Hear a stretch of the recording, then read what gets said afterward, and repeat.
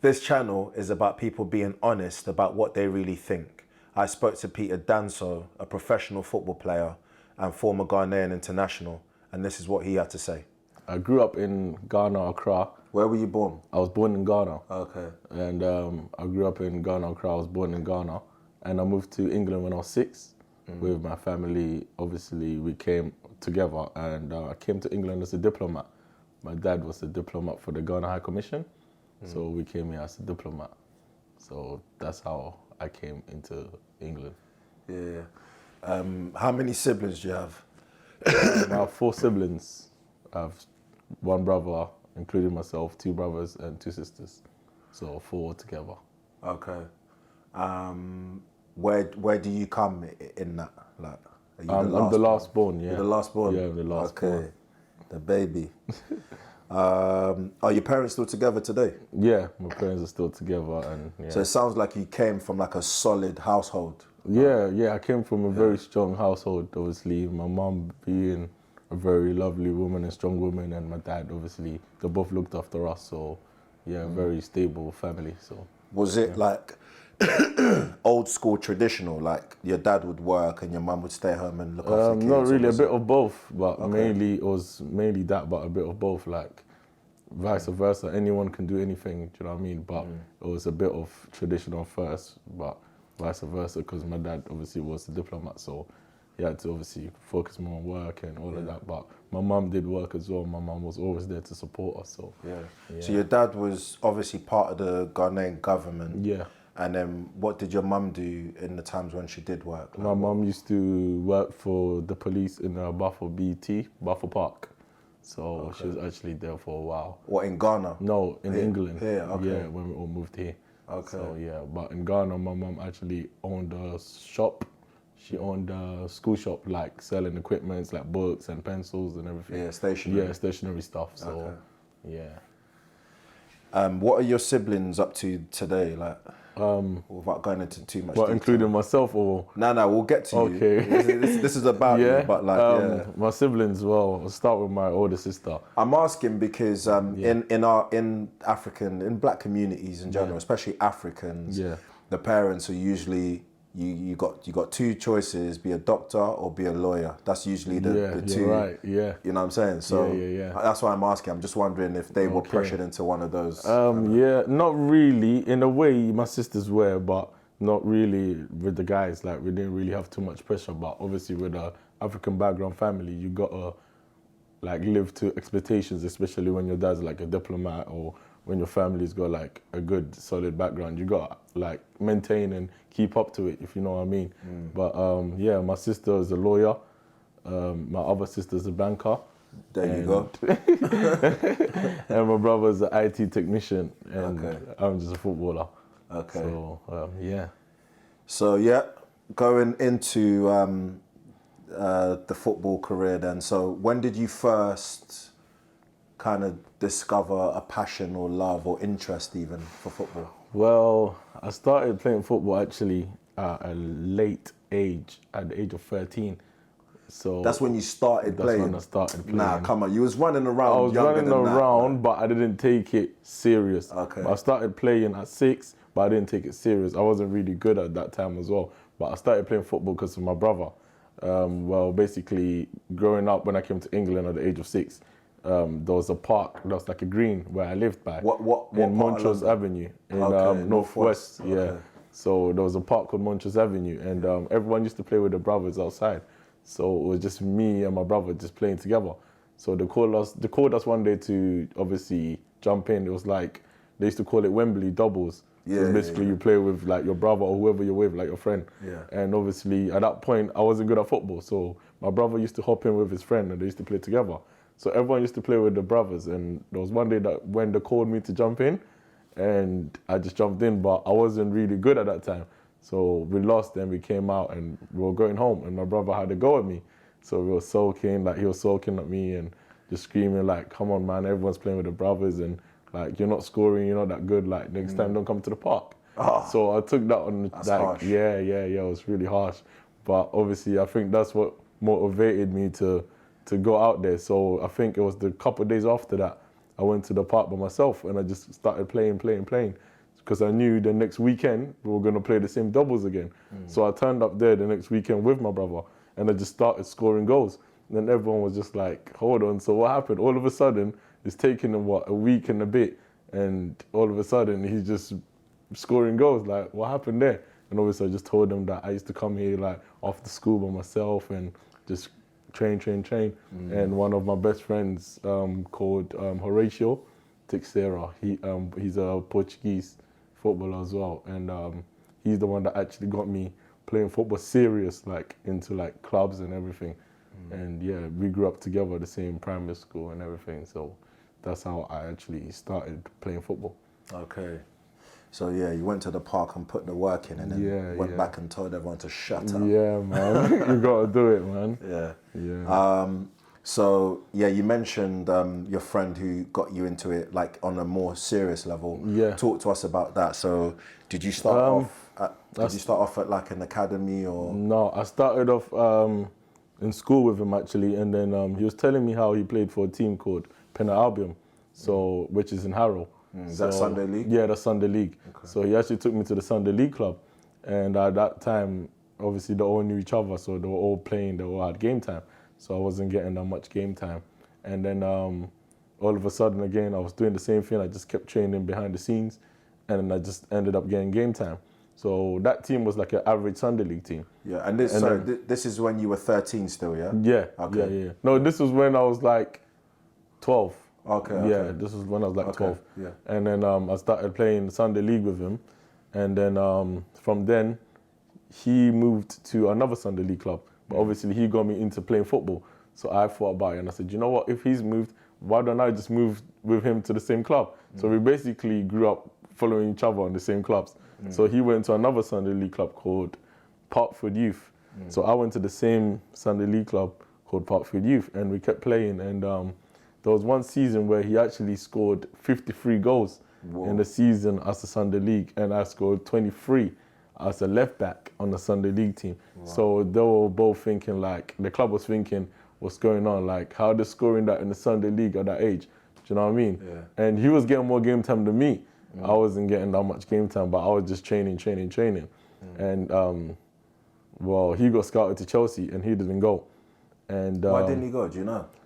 I think parental support. I think his dad wasn't really too keen on football at that time. He just wanted him to study. Yeah. So then he got scouted at Chelsea. He didn't go. So I was at Parkford with him, and they had a tournament. But I didn't know that the coach was actually an Arsenal scout. He was an Arsenal scout. So they had a tournament, Arsenal came to watch. No one got picked, actually. And then I moved away from that club. I moved away from that club because my friend got scouted in that tournament to Barnet. So he went to Barnet, and then I had a trial for Barnet as well. They had an open trial for the academy. So he was playing for Barnet, and he told me Barnet's had the open trial, so I should come through, blah, blah, blah. So I went to Barnet, and I got in Barnet. So we both followed each other as we were playing football. And then Barnet wasn't too keen on us. Well, they were keen on him, but they wasn't too keen on me for a reason. I don't know why. They didn't give me the reason. So at that time, I just said, you know what? I'm going to just keep playing. So Barnet just let me go. They released me, and then I went to a park. How old were you when you got released?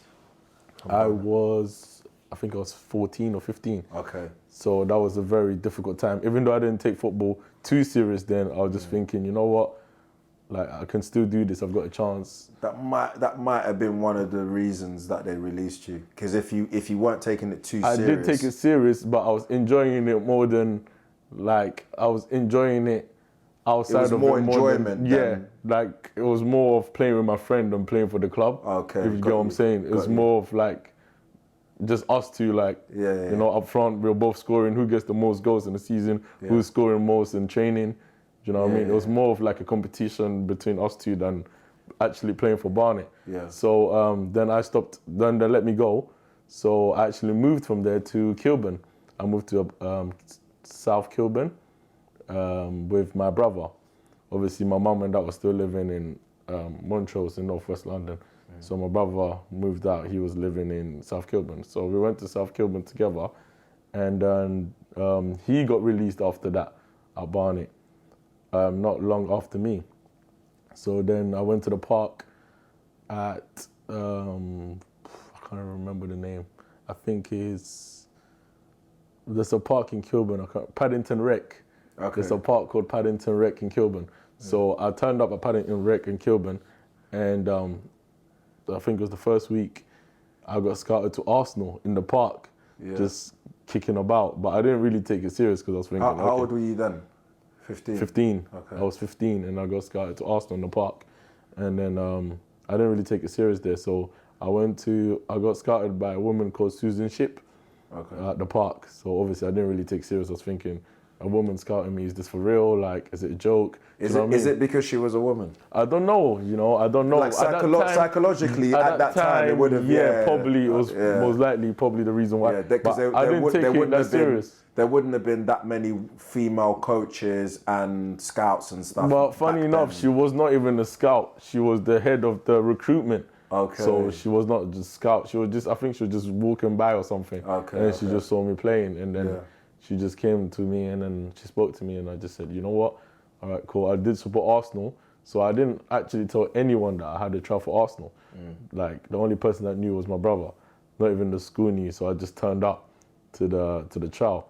And the first day that I turned up to the trial, that's when I saw my Sunday league coach, and I knew that he was the scout for Arsenal. Yeah.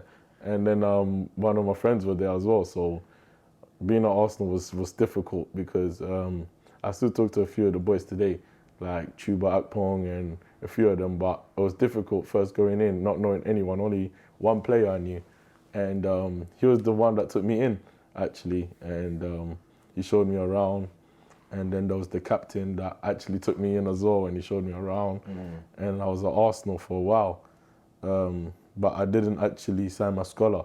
I signed like a pre-contract, a youth contract with Arsenal for a while. And then obviously Arsenal's a big club, so there's players coming in left, right, centre. Everyone's getting dropped like every 2-3 weeks. So I was there for like, I think a couple of months, and then they let me go. And then I just said, Did they say why?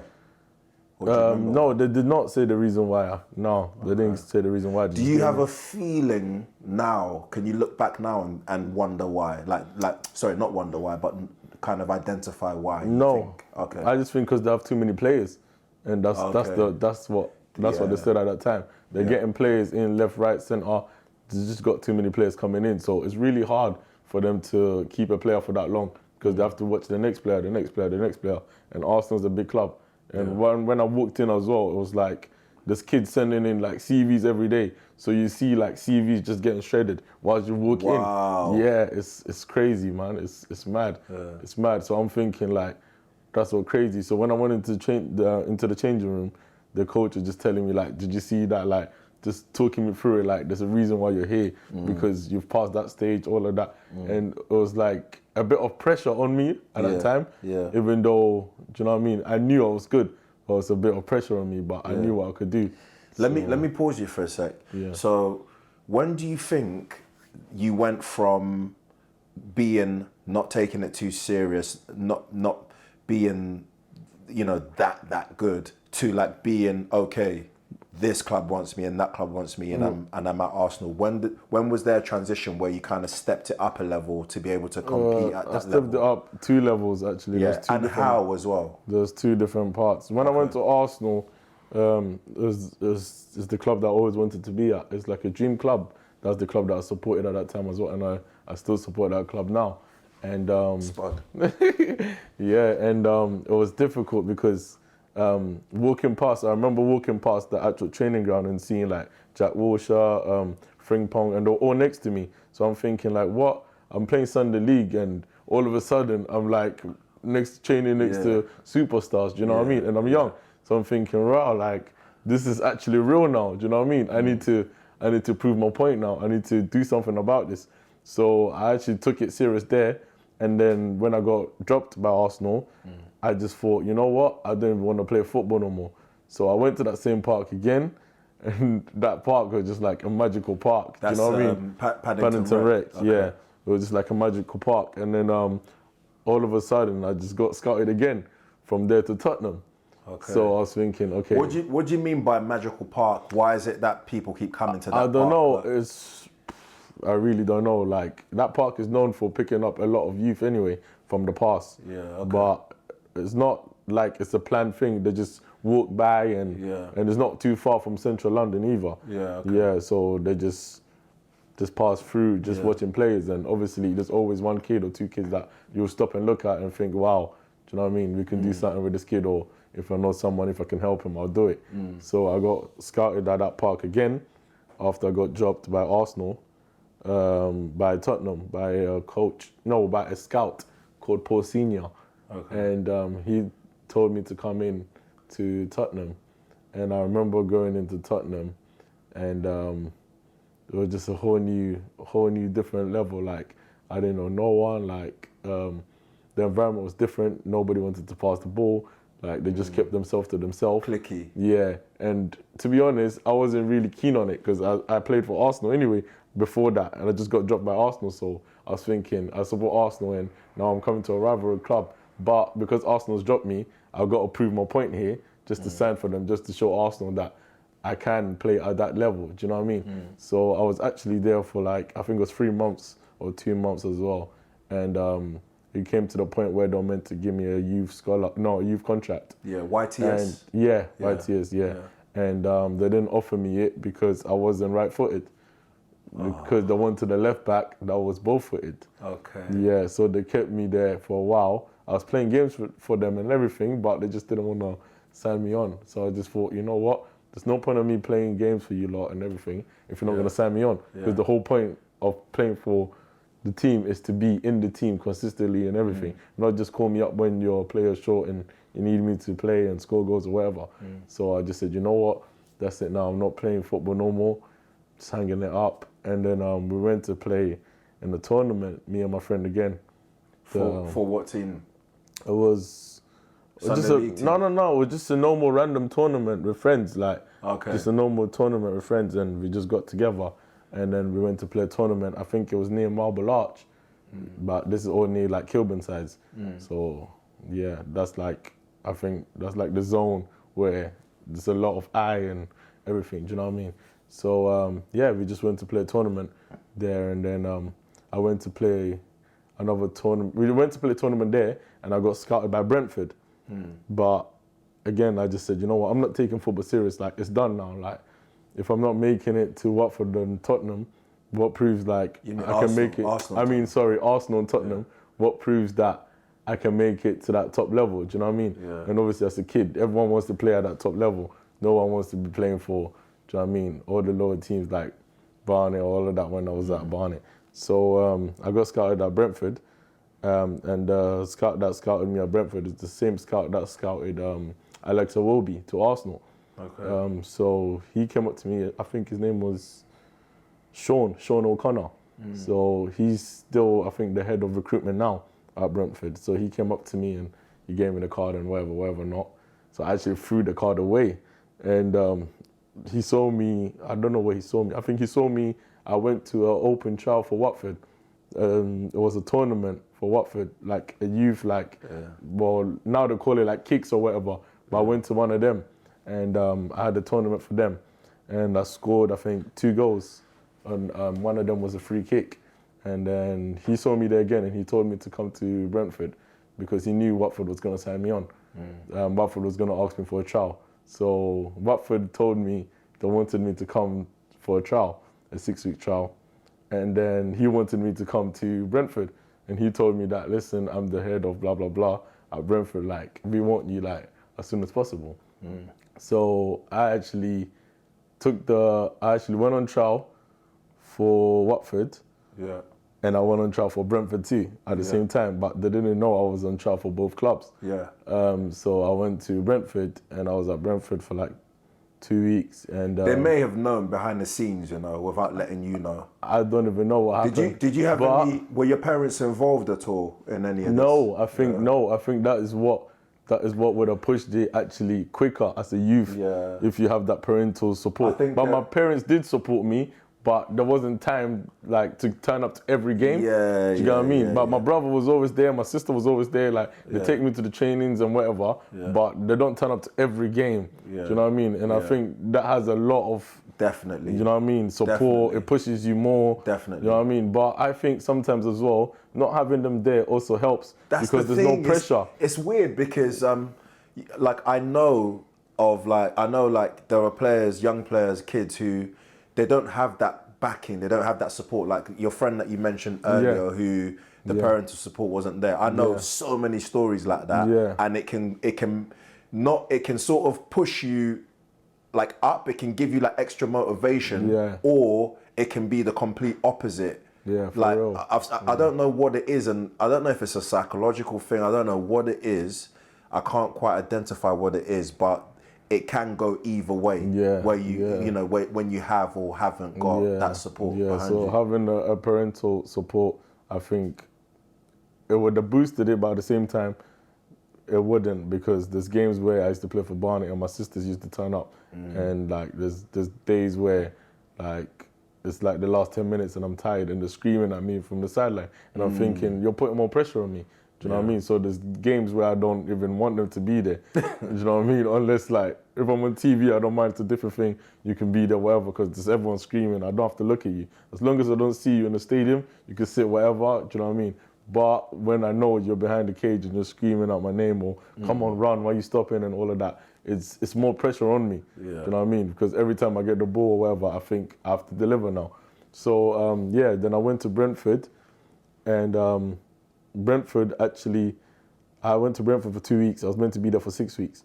And then Brentford actually had a match against Watford.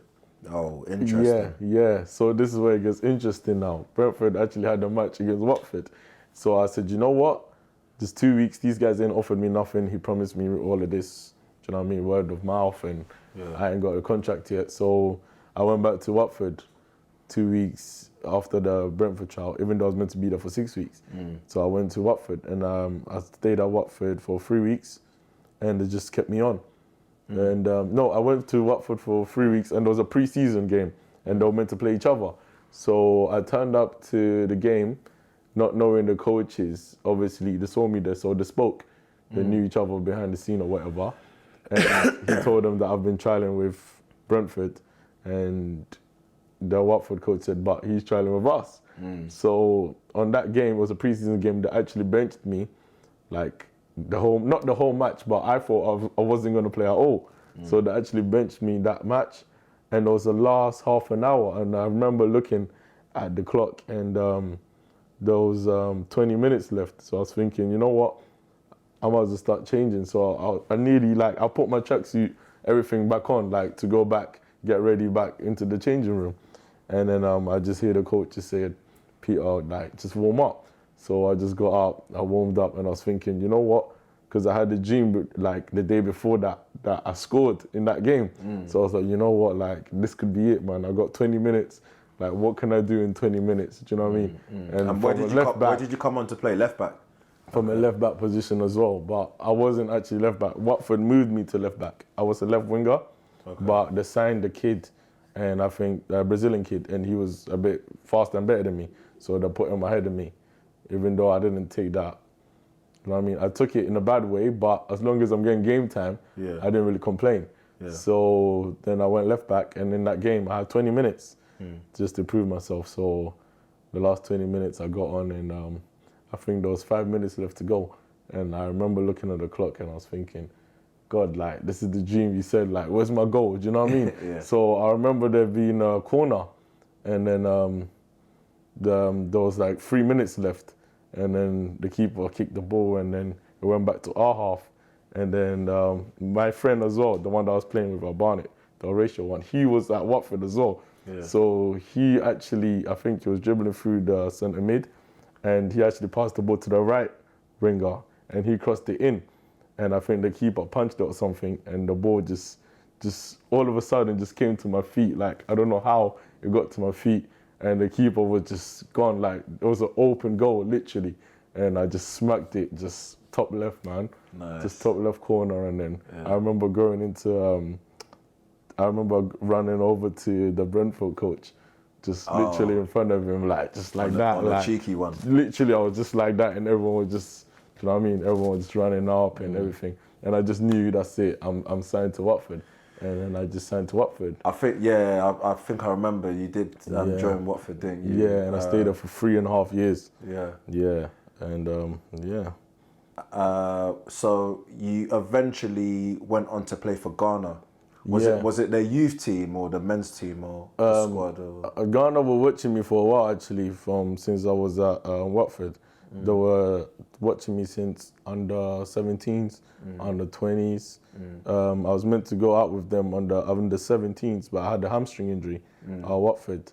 And I think that's what actually, till this day, that's actually prolonged my career a little bit from that hamstring injury. What do you mean by prolonged? As in, I would have been further than where I am now. Oh, so as in it shortened your career? Yeah. Okay. As in it shortened my career. Yeah. And then they called me up under 17s to a tournament in France. I couldn't go. They called me up under 20s to a tournament in Italy. I couldn't go. And then they called me up in 2019 to a tournament. Sorry, excuse me. And that was the one that I turned up to, the under 23s. And then, yeah. I saw some shots from that. I saw some shots of you training with the international team. Yeah, I was. What's it? We won't spend too long on it, but like, what is it like being part of that kind of setup and obviously African international team? Yeah, it's amazing, especially knowing it's your country and being born in Ghana. This is one of the best feelings ever because actually when I was at Watford, I actually got called up to play for England at the age of 18, but I didn't get a chance to come on. I was just on bench. So being actually playing for your motherland, the country that you're actually born from, it's a completely different experience. Like the feeling is just great, you know what I mean? And you can't say no, do you know what I mean? You can't say no, everyone's friendly, it's back home, everyone understands the language. And I actually knew one of the boys that were actually there as well, who's now actually one of the top keepers in Ghana, called Ibrahim Danlad, and he's one of the best keepers in Africa right now, to be honest. He's only 18, or I think 18, and the whole season, like, he's keeping clean sheets and everything. So yeah. Do you wanna say what club you're at now? You don't have to, but obviously you're still playing now. Yeah, I'm still playing football now. Yeah. Okay. Yeah. So. So during your football career, like, it sounds like it was mostly in youth football. Yeah, most of the time. Right to say? Not all of it. Well, Watford, I was at pro as well for 3 years. Okay, so but most of it was mainly youth. Yeah. Footballers have a stigma of being promiscuous, not cheating and whatnot. Yeah. You're in a long-term relationship that you've been in for how long? I don't really know, to be honest. But yeah. How long have you been with your missus? Oh, for a while now, yeah. How long roughly? I don't know off my head, but yeah, for a while. Okay, how did you... That's a topic for another day. That's a topic for another day, but... How were you able to... Okay, feel free to swerve this one as well, but I'll ask it anyway. I'm not swerving no questions there. Are you currently with the same woman or that you were with during your time at Arsenal, Spurs, Watford? Yeah. Same girl, yeah? Yeah. Okay. How were you guys able to kind of maintain your bond, your relationship amidst a society where footballers, like I said, have that stigma of being promiscuous attached to them? To be honest, it's difficult. It's difficult, especially trying to focus on football and, do you know what I mean, relationship, whatever. Because when you're young, you just want to play football, do you know what I mean? Even if you don't like football, you want to do something. Do you know what I mean? If it's basketball, whatever, you want to do something. You don't really focus on girls or relationship or am I going to have a kid or whatever, do you know what I mean? You just want to just live life, do you know what I mean? But it was difficult because there's days where don't want to see you or you want to see them or whatever, but you know that you've got training, you know that you've got this. But at the same time, there was a lot of support, do you know what I mean? Like being injured and they're there for you, do you know what I mean? And knowing that you're going through like a busy period of time, or knowing that you're injured and they got to take you physio or whatever. Like when your parents are not there or when someone's not there, like they're there, do you know what I'm trying to say? So it's like having another parent but in another form, you know what I'm saying? So, yeah. Did you ever cheat, bro? What do you mean? As in? Did you ever cheat? As in what? On my your missus? Yeah. No. Okay. No. Okay. I don't know if she cheated on me, but I don't think so. But no. I don't think, no. And it's you all got loyalty, like. Yeah, you guys are still going strong today, yeah? Yeah. What do you think, loyalty. you know, so again, attaching onto my last question, what's the secret? According to you, yeah? I think the secret is communication. Communication and being honest. That's the biggest secret, because a lot of things come your way, especially, you know, footballer, like a lot of things come your way. Do you know what I mean? Yeah. When you're out with your friends, you know, a lot of things come your way, like, do you know what I mean? Like, a lot of things. I don't go clubbing or none of that, but on road and, you know, when people know you're a footballer, especially when I go back home, like, I get that still now. Like, there's a lot of, do you know what I mean, attention and all of that. And you just gotta just remember, like, just be yourself and just not to get out the zone, and just be loyal, just keep it real, you know what I mean? And I think that's the most important thing, but... Yeah. Even now, I know that you've got nice things. I see you, yeah? You've got that car that you got outside, and the way, like, you're a flashy, you know what I'm saying? Like, you ain't got no watches on now, but like, I know that you must get female attention. You know what? Based on those things at least, like, so what advice would you give to a man who's you know, also doing well, clearly, but, you know, and has a significant other? What advice would you give that person to be able to kind of just stay loyal, stay faithful, and navigate that kind of... You just gotta remember that, like, what the man them say, what the guys say all the time, like, there's plenty of fishes in the ocean, but there's not always a goldfish. You don't always catch the goldfish. Do you know what I mean? So you feel like you found the one, like, for you. I'm still young, innit? Do you know what I mean? So I can't. I'm still young. You've been together a long time. I'm still young. Like, that's a topic for another day. Do you know what I mean? But I'm still young. I'm learning. I'm still young. I'm not that old. I'm still trying to enjoy life. I'm still trying to find my feet. And to get to the level I'm at, or should I say the level that you want to be at, you just gotta just pursue what you want to do. Like, just keep at it. Like, do you know what I mean? Just try to focus. And I know it's difficult. There will be days where temptation. Yeah, a lot of temptations. You know what I mean? Yeah. And I'm sure you know, like, a good-looking brother like you should know. Do you know what I mean? There's a lot of female attention everywhere. Every guy gets that at some point. Anyway, at some point. I'm not saying the girl looks good, but I'm saying, no, do you know what I mean? I'm not saying all girls look good, but everyone is beautiful in their own way. Do you know what I'm saying? Yeah, everyone's beautiful in their own way, but, you know, beauty is in the eyes of the beholder, innit? So, you know. Yeah, I think one of the key things is when you're kind of focused on something, as a guy, I can't speak for a woman because I'm not a woman, but when you're focused on something, you know, goals that you want to achieve, that's one of the things that kind of, because your focus is there, you're not chasing all these other distractions or whatnot. I think that's but the most important thing, like you said about that, is just to be humble. Like, yeah, I could have came up here today, like you said, like, that car, that's normal to me, but a lot of people see it like it's a big blah, blah, blah, blah, blah. Do you know what I mean? But I could have came out here, I could have brought, I don't know, 15 guys, and I could have brought all of that. I could have came out here with 2 Rolexes and whatever. But it doesn't get you where, there's no point for it. It's unnecessary. Do you know what I mean? There's places where you can do that, and there's places where you shouldn't do that. Do you know what I mean? It's just about being humble. And being humble takes you further than you actually want to be. Yeah. Quick sidestep off the rollie. Did you hear about PNB Rock? Yes, I did. Yeah. What do you think about that quickly? Well, boy, just the wrong associations, isn't it? Do you know what I mean? That comes back to the question where you said about being with the right woman. Do you know what I mean? If you're with the right person, like all of that will not even, you will not be like at that point. Do you know what I mean? Going out to wherever, eat or whatever. Like she'll be at home cooking for you if you have a right woman. Do you know what I mean? You won't be out there at restaurants or whatever. I'm not saying it's bad, but there's days where, do you know what I mean? Yeah, that's what I'm trying to say. So I think a lot of women nowadays would take offense to, you know, being at home cooking for their man. I know it sounds. But if you get a right woman, she'll do that for you.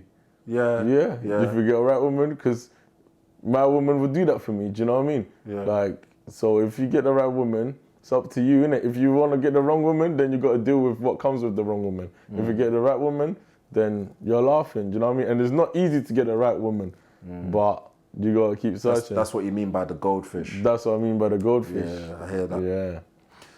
Yeah. You've got a lot of famous friends. I know that you spent time with people like Adebayor, and I remember you. I remember certain things. Yeah. You know, what is it like having these relationships? You know, is that another thing that kind of brings temptation into your life? Or? Well, in a way, it does, because you see how they're living and you're thinking, like, I want that.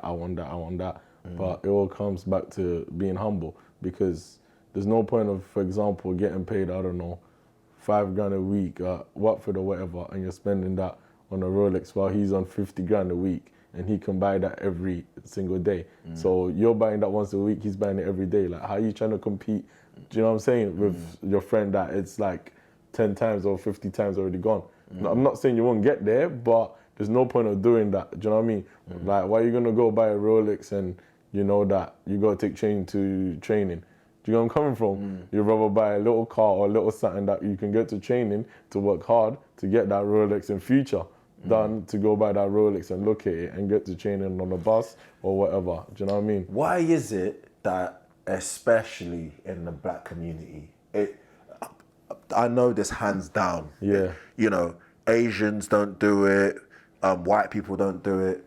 In the black community, there's this thing about, like, the first little bag you get, Like showboating. you got to get all the jewels and all the stuff that says I made it before you actually get the foundational stuff, like a yard or doing something for your mum. Or why do we always do things the wrong way around? Right. Why do you think that is? I think the reason for that is, I think it's the upbringing, it's the background, it's the environment you live in.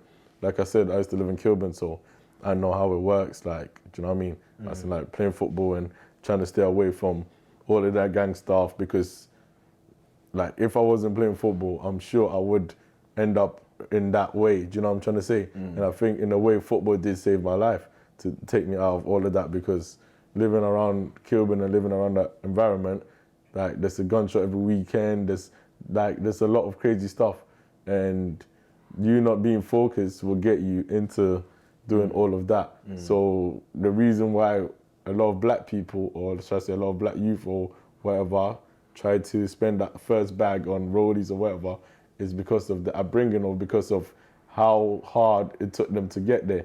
Do you know what I'm trying to say? So once they've got that money, they're thinking, I might as well get it now, because it might not last, or I got to show my friends that I'm here now, or I got to show them that it took me time to get here. Do you know where I'm coming from? Than actually waiting for the right time to do it. You know what I'm saying? Instead of, like, investing that or helping your mom move out the house or whatever, investing that into your future, you rather get a Rolex that, do you know what I mean, that could easily get robbed, like what you said, or can just break, or has no value for now. Do you know what I mean? I'm not saying a Rolex is a bad thing, because I've got a couple myself, but it's a future investment. But you don't need that rather now. The whole point of getting that first bag is to put your feet, like, on the step. Do you know what I mean? Is to push yourself and to motivate yourself that if I can get that first bag or that first whatever 50 grand or whatever, that I can do it again. Do you know what I mean? And to me, if I can't buy something more than twice, I don't buy it. Do you know what I mean? So that's what I think motivates me, like, not to spend ridiculous, because growing up I would buy whatever, like, I would take my friends out, like playing for Watford, and I'll walk into Louis Vuitton every Friday, like, and I'll buy whatever and I'll pay for it. But I got to the point where I got to think about it. Like, are they there for me or are they there for the stuff that I'm getting them? Do you know what I mean? Yeah, so you got to actually think about what you actually want in life. Do you know what I mean? So, yeah. Facts. Did racism play a part in your football career at all, or just in life in general? In life, no, not really, no. But in football, yeah, at some point it did. As a youth, playing for Barnet, because there was actually, it's funny enough, there was a coach that was black, and he actually doesn't like black players. So it doesn't really make sense. Like, how can a black person not like a black person? Do you know what I mean? But yeah, he actually liked like more of the, I wouldn't say white because of, do you know what I mean? Just What's be real. going on now? Just be but real, man. I say the multicolored. Do you know what I mean? He liked the other people that are not black more than the black people, because he doesn't want to see the black people do well and all of that. So Why? He, Why do you think that I is? don't know. So he actually released us from Barnet. So there was no black person in that Barnet youth that went further. Do you know what I mean? So I don't really know, but that's probably his personal like issue that he's probably had with a black person in the past. Do you know what I mean? Or Like some whatever. kind of self-hate thing. Yeah, do you know what I mean? Because a lot of them, it's probably not just him. Like, sometimes it's passed down from generation and all of that. They just like grow up with it. Do you know what I mean? There's a lot of people that they'll just be like, you know what, I don't like him because maybe my grandma told me not to talk to him. I don't like it. Because there was actually, like, not to me, but there was actually one guy that I overheard at Watford, and he was talking about how he grew up as his dad told him not to play with black kids. What was he? He was white, he was English. Okay. And he grew up with his dad telling him not to play with black kids. And obviously he didn't say it to me, but me hearing that walking past made me look like, but like, why do you have to even like say it out loud, or why do you have to bring that back in? Like, because we're in a new generation now, do you know what I mean? And where you are, like, everyone is here. Do you know what I mean? It's not just a white player, we're all multicolored here, do you know what I mean? So you can't really just say that to your white friend or whatever. Do you know what I'm trying to say? But I wasn't really there to know what the topic was about, but that's what they were saying when obviously I went past, and obviously I was just thinking, like, that's the first time second time I actually heard anything about racism, and I was thinking, right, I was like, this is actually like for real, like this is what's going on. Do you know what I mean? And yeah, I don't think that's acceptable. Like, I think everyone should be treated the same, and no one's better than no one. We're all the same. We can all do the same thing. Do you know what I mean? Just work hard and you can do it. Like, no one's better than no one. You know what I mean? We're all humans. We all got heart. So everyone's got feelings, innit? So yeah. How does mental health affect you? Or how did it affect you during your career, and how does it affect you today? Mental health during my career affected me actually in a lot of ways. Like, being injured was literally very depressing. Do you know what I mean? Like, literally very depressing, because nobody actually understands what you go through when you're injured. You go through a lot of battles. You don't know if you're coming back. You don't even know if you're going to be able to walk again sometimes. Do you know what I mean? So going through the stages of physio and nobody being there like the way they used to be, that's what I was telling you about, like getting that first bag. Like you said, everyone's there when you're up, but when you're obviously trying to get back to your feet, nobody really wants to be there for you. Do you know what I mean? That's a very difficult thing when you're injured. Mental health plays a big part. But in life in general, mental health for me wasn't really bad now, because I've always had my sisters around. I've always had somebody to talk to, even if it's like a friend. Do you know what I mean? But like a female friend, not like a male friend, because sometimes it's a bit different to talk to like a different sex than to talk to your own sex, because you just want to see the inside like of their mind and how they would react to stuff. Do you know what I mean? Not that the guys are bad, but just to see the inside of the mind of the woman, just to see how they would act if they were in your situation. Do you know what I mean? What do you mean? Like, what do you mean by that? As in, like, I'm not saying like your girlfriend or whatever, but I'm saying like you should have someone female that you can talk to. When you say someone female, do you mean a girl you're seeing romantically, or just literally a friend? No. Literally a friend that is a female. Yeah. Do you know what I mean? Like, Yeah, literally a girl that's Yeah. a So female. what is it about seeing the inside of their mind? Like, what do you mean? It makes you think, actually, it makes you think different. So you're talking about perspective. You want a different perspective rather than a guy's perspective. Yeah, because Got you. obviously you can take on, do you know what I mean, like ideas and whatever, but it's different from having an opposite sex. Got you. Do you know what I mean? And like, it's different from talking to your sister or your mum or whatever. Even though I'm close to my mum more than God knows whoever, like, do you know what I mean? Girlfriend, whatever. I'm close to my mum more. No, do you think your mum? Do you think? But they tell you what you want to hear. But That's what I'm also, trying to do you say. think that generation understand mental health? Is it a thing? Like, do you know what I mean? African parents. What do you think? It varies because some of them actually adapt to the modern generation. Yeah. Do you know what I mean? Yeah. So, like, some of them actually want to know what's going on in the new generation, and some of them actually want to stick to the old-fashioned way and whatever. Like, where does your mum fall in that?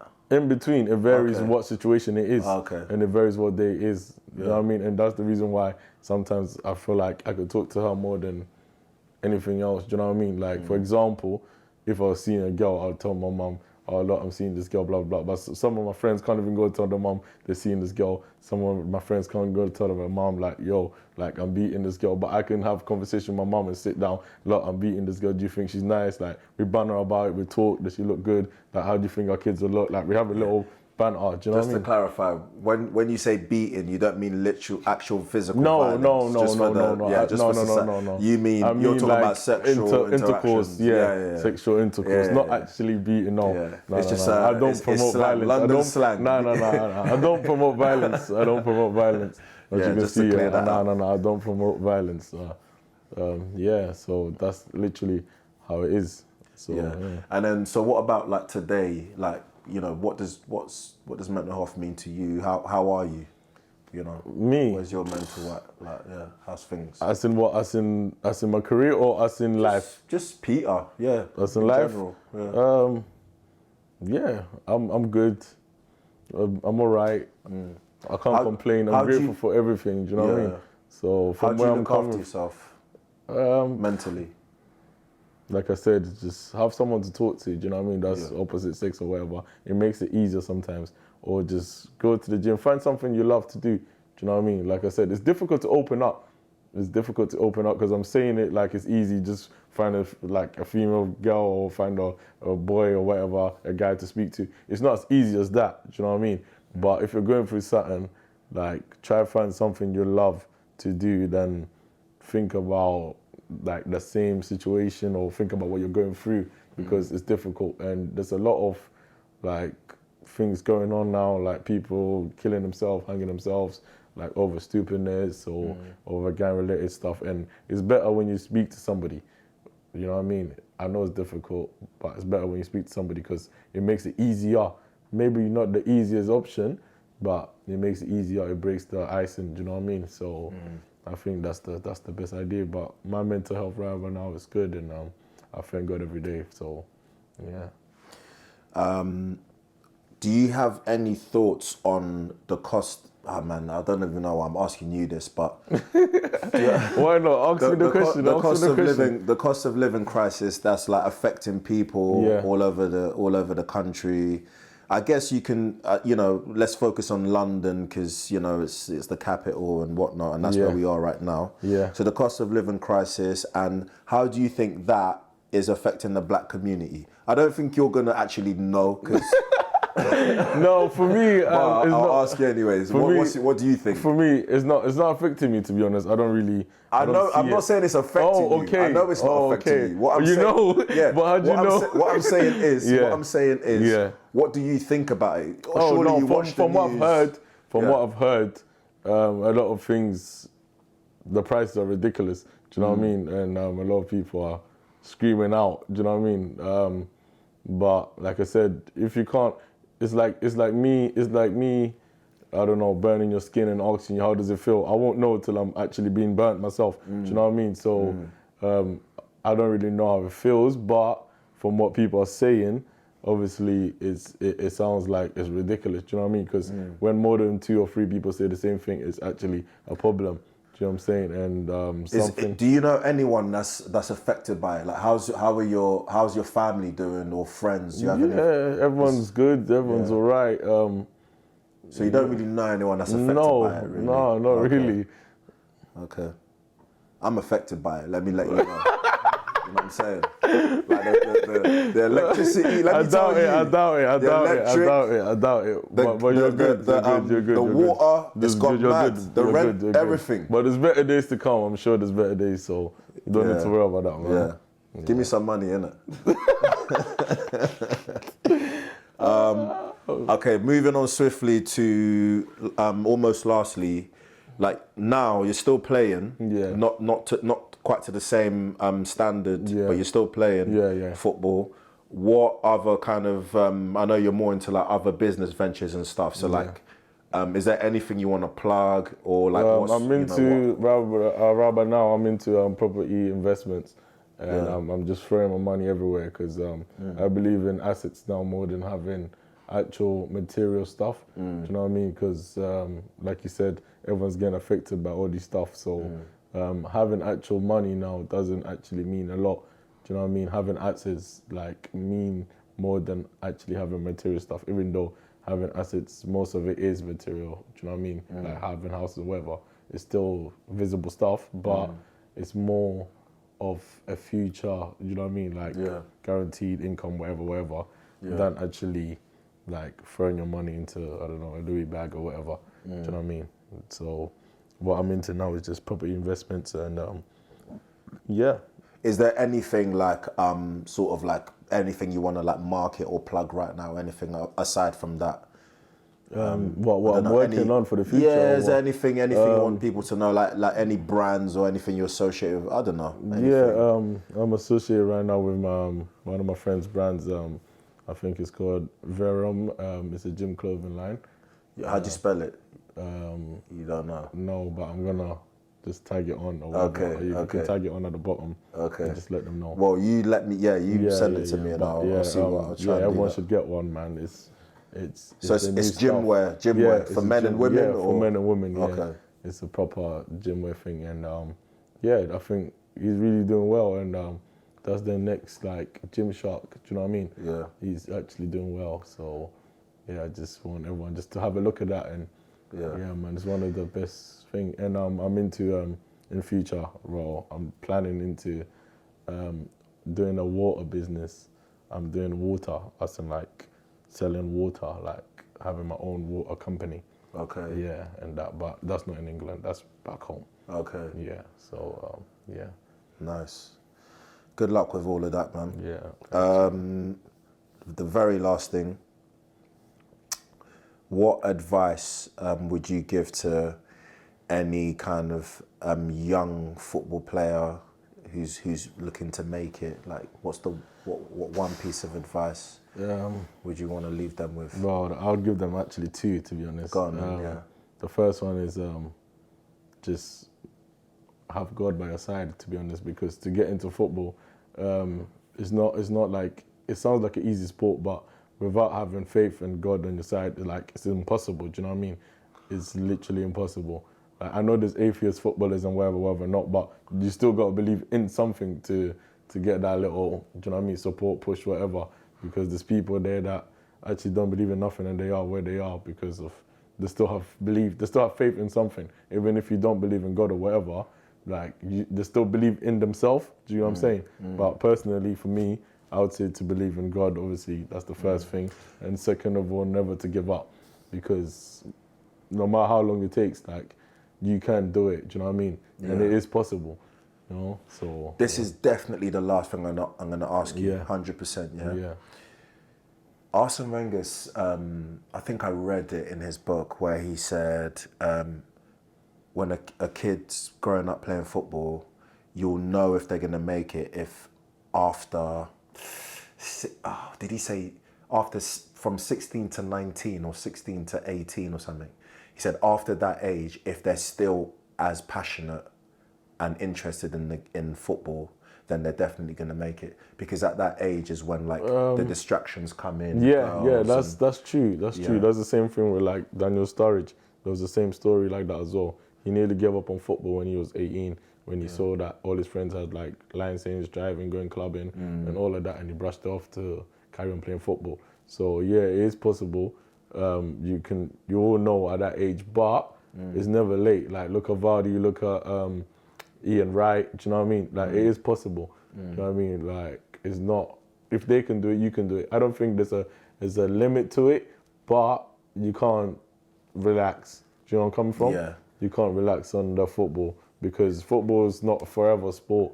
Do you know what I mean? It's just like a certain period that you gotta actually be in there, like, and there's a certain age that it can actually stop. You can't be playing pro at the age of 55 or 60. I'm not saying you can't.